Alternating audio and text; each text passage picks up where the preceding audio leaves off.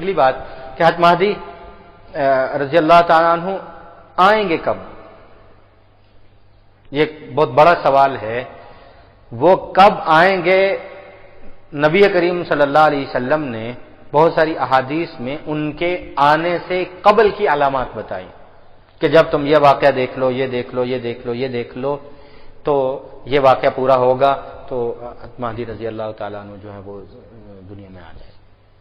وہ 60 سے زیادہ ہیں جو کتب احادیث میں مذکور ہیں، لیکن وہ علامات جو سند صحیح کے ساتھ ثابت ہیں، زیادہ تر سیاستہ میں موجود ہیں یا حدیث کی دوسری مستند کتابوں میں موجود ہیں، وہ 4-5 جو ہے وہ علامات جو ہیں وہ آپ کے سامنے ضرور عرض کر دیتے ہیں تاکہ یہ معلوم ہو جائے کہ ان کے آنے کا زمانہ کیا ہے، کب آئیں. ان میں ایک علامت الگ ہے اور 3-4 علامتیں ایسی ہیں جس کو رسول اقدس صلی اللہ علیہ وسلم نے ترتیب کے ساتھ مرحلہ وار بیان کیا ہے کیونکہ وہ زمانی ترتیب کے ساتھ ہے. ایک علامت یہ ہے کہ نبی کریم صلی اللہ علیہ وسلم نے ارشاد فرمایا کہ ظہور مہدی سے قبل دنیا میں مہنگائی، بے روزگاری، فاقہ عام ہو جائے. جامع ترمذی کی روایت ہے قد تحل الفقر والغربہ، دنیا میں فقر و فاقہ اور غربت جو ہے وہ اس کی شرح بڑھ جائے. اب یہ علامت جو ہے وہ تقریباً پوری ہو چکی ہے، تکمیل ہوتی رہے گی، یہ چیز بڑھتے سے بڑھتی چلی جائے گی. نبی کریم صلی اللہ علیہ وسلم کی یہ بتائی ہوئی علامت پوری ہو چکی ہے اور دنیا کا جو ہے وہ غریب سے غریب ملک سے لے کر امیر سے امیر ملک تک وہ اس بات کا رونا رو رہے ہیں کہ مہنگائی کی جو شرح ہے وہ بڑھتی سے بڑھتی چلی جا رہی ہے. بے روزگاری جو ہے وہ عام ہے. تعلیم یافتہ ہونے کے باوجود روزگار کا ملنا یہ جو ہے متوسط اور پسماندہ ملکوں کے نہیں، امیر اور خوشحال لوگوں کا، خوشحال ملکوں کا بھی یہی مسئلہ ہے. دوسری، تیسری، چوتھی اور 5ویں علامت یہ ایک چین کی شکل میں ہے جو ایک خاص ترتیب اور وقت کے ساتھ ساتھ پوری ہوں. دوسری علامت نبی کریم صلی اللہ علیہ وسلم نے اس کو ایک لڑی کی شکل میں زمانی ترتیب کے ساتھ بیان کیا ہے. وہ 2 یا 3 حدیثوں کو ملا کر ہم اس کا خلاصہ یہ نکالتے ہیں کہ حضرت مہدی رضی اللہ عنہ کا ظہور جو ہے وہ 10 محرم یا 9 محرم کو ہونا ہے. سال کوئی بھی ہو، 9 محرم یا 10 محرم کو ہونا ہے. اور ان علامات کی ترتیب جو ہے وہ 4 ماہ قبل سے شروع ہو جائے گی. محرم سے پیچھے آئیے، محرم سے پہلے کون سا مہینہ ہے؟ ذی الحج. ذی الحج سے پہلے ذی قعدہ سے پہلے شوال، شوال سے پہلے رمضان اور رمضان سے پہلے شعبان. شعبان سے یعنی جس محرم میں حضرت مہدی رضی اللہ تعالیٰ عنہ کا ظہور ہونا ہے، اس محرم سے قبل ذی الحج میں کچھ نشانیاں ہیں، ذی الحج سے پہلے ذی القعدہ میں کچھ نشانیاں ہیں، اور شوال میں کچھ نشانیاں ہیں، رمضان میں کچھ نشانیاں ہیں، شعبان میں کچھ نشانیاں ہیں. یہ اسی ترتیب کے ساتھ ہوں گے. ان میں ایک علامت ظہور مہدی کی جو ہے وہ اس زمانی ترتیب سے الگ، وہ دریائے فرات کا خشک ہونا. ایک بتائی غربت اور فقر و فاقہ کا عام ہونا، دوسری دریائے فرات کا خشک ہونا. دریائے فرات جو ہے یہ دنیا کے بڑے دریاؤں میں سے معروف یہ ہے کہ یہ جب سے اللہ تبارک و تعالی نے انسان کو آباد کیا، کچھ دریا ہیں جو تب سے دنیا میں رواں ہیں. خود حدیث شریف میں نبی کریم صلی اللہ علیہ وسلم نے ارشاد فرمایا کہ اللہ نے 4 نہروں کو پیدا کیا اور 2 نہریں جنت میں چلائیں اور 2 نہریں دنیا میں بھیجی. جنت میں جو 2 نہریں بھیجی الجیحون والسیحون، اور دنیا میں جو 2 نہریں جاری کی النیل والفرات، نیل اور فرات. مشکاہ شریف میں یہ حدیث موجود ہے. خیر، فرات جو ہے یہ قدیم دریا ہے، اور ہم سنتے ہیں کہ یہ عراق سے گزرتا ہے۔ اس کا جو منبع ہے، مرکز جو ہے، یہ ترکی کے آرمینیا پہاڑی سلسلے سے برف پگھل کر، وہ جو گلیشیئر پگھلتے ہیں، اس سے یہ دریا وجود میں آتا ہے۔ ترکی سے اس کا مخرج کوہ ارارات، آرمینیا کے سلسلے، یہ وہ پہاڑی سلسلہ ہے جس میں حضرت نوح علیہ الصلوۃ والسلام کی کشتی آ کے لگی تھی۔ جودی پہاڑ جو ہے واستوت علی الجودی، جودی پہاڑ جو ہے وہ بھی آرمینیا کا ترکی کی سرحد پر واقع ہے، اور وہیں نوح علیہ السلام کی کشتی بھی آ کے لگی تھی۔ یہاں سے دریائے فرات نکلتا ہے اور ترکی کو سیراب کرتا ہوا یہ عراق سے گزرتا ہے اور پھر یہ بحیرہ میں گر جاتا ہے۔ یہاں یہ بات سمجھنے کی ہے کہ اس کا زیادہ تر حصہ جو سیرابی کا ہے اس سے اہل عراق سیراب ہوتے ہیں، لیکن اس کا مخرج جو ہے وہ ترکی ہے۔ یہ علامت فرات کے خشک ہونے کی یہ کثیر تعداد میں روایات کتب حدیث میں موجود ہیں۔ اس کی ایک امکانی صورت ہے، دریائے فرات خشک کیسے ہو سکتا ہے جو تاریخ انسانیت کے ساتھ ساتھ سے چل رہا ہے، لیکن آج کے زمانے میں اس کی صورت بنتی ہوئی واضح نظر آ رہی۔ جس طرح پاکستان اور انڈیا کے مابین پانی کے مسئلے پر بحث ہے اور مذاکرات ہو رہے ہیں، اسی طرح پانی کے مسئلے پر جنگ کی حد تک گفتگو اور مسئلہ ترکی اور عراق کے مابین بالکل اسی طرح۔ ترکی کا کہنا یہ ہے کہ یہ دریا چونکہ ترکی سے نکلتا ہے تو ہم اس کے زیادہ حقدار ہیں، ہم سارا پانی روک لیں تو ہماری مرضی، ہم سارا پانی چھوڑ دیں تو ہماری مرضی، کبھی روک لیں اور کبھی چھوڑ دیں تو بھی ہماری مرضی۔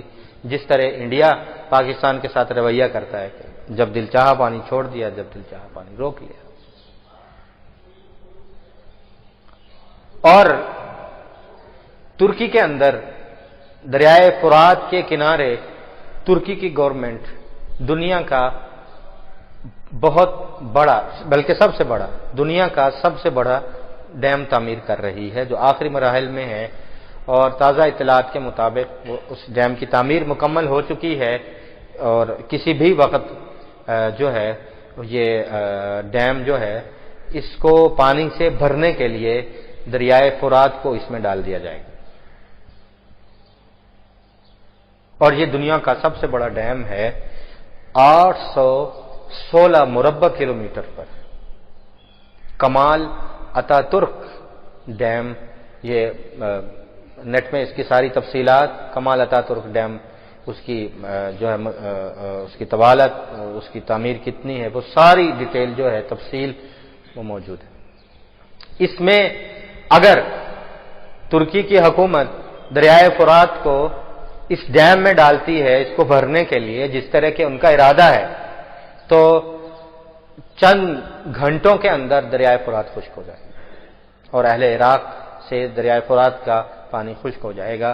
اور رسول اقدس صلی اللہ علیہ وسلم کی یہ حدیث امکانی صورت میں ایسا ہی ہو یہ بھی ممکن ہے، یا اللہ کی طرف سے کوئی اور صورت ہو یہ بھی ممکن ہے، گلیشیئر پگھلنا بند ہو جائیں یہ بھی صورت ہے۔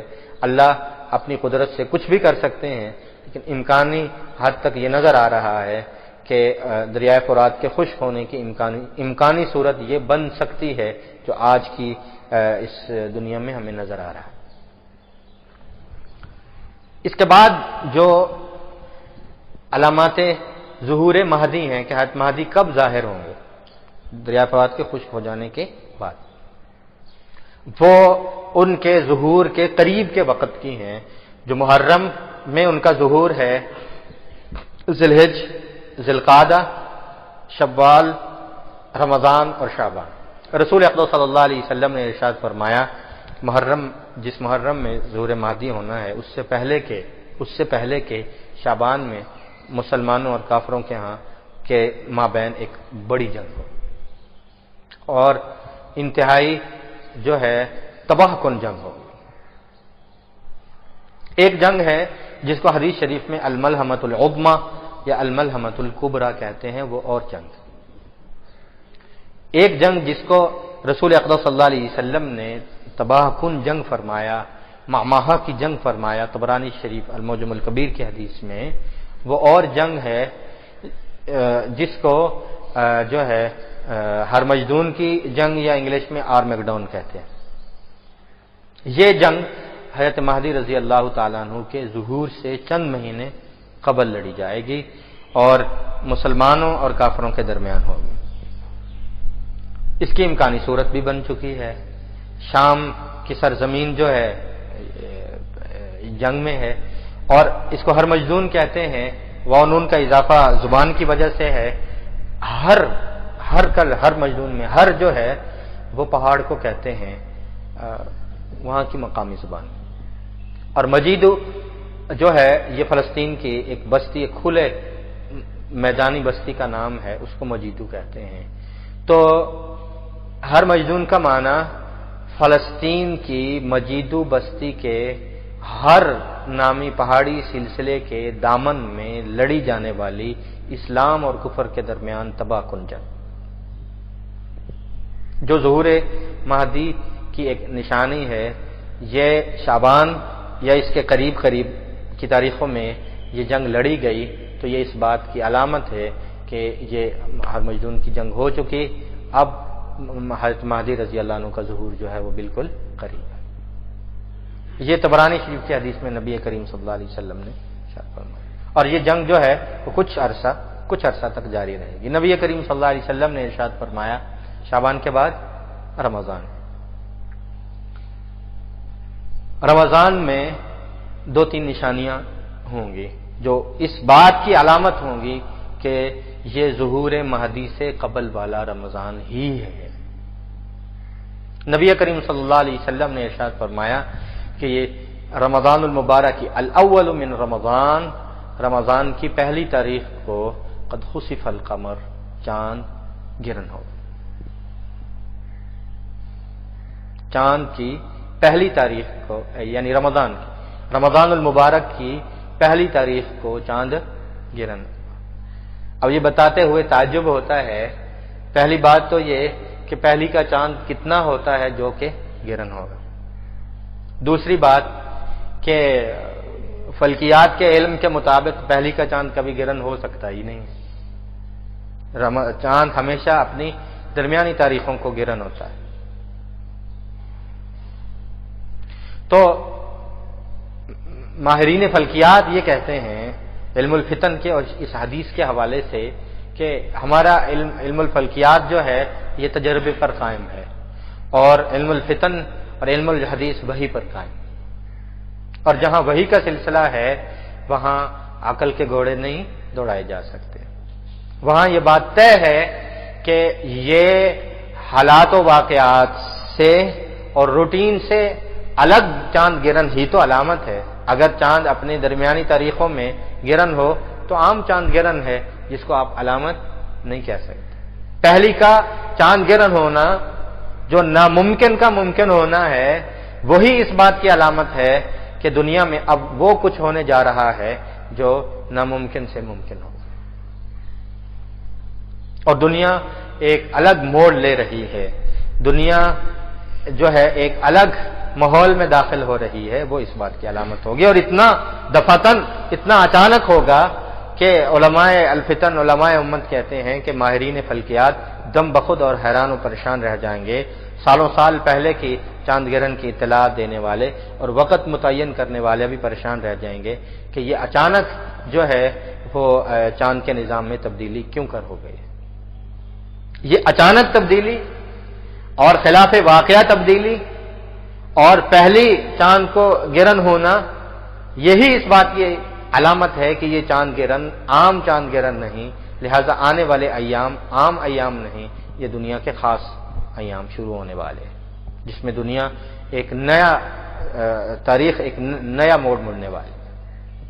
اسی طرح دوسری علامت نبی کریم صلی اللہ علیہ وسلم نے ارشاد فرمائی کہ 15 تاریخ کو سورج گرہن ہو جائے گا، اور سورج بھی جو ہے وہ کبھی ان درمیانی ایام میں گرہن نہیں ہوا سورج، آخری چاند کی آخری تاریخوں میں جا کے سورج گرہن ہوتا ہے۔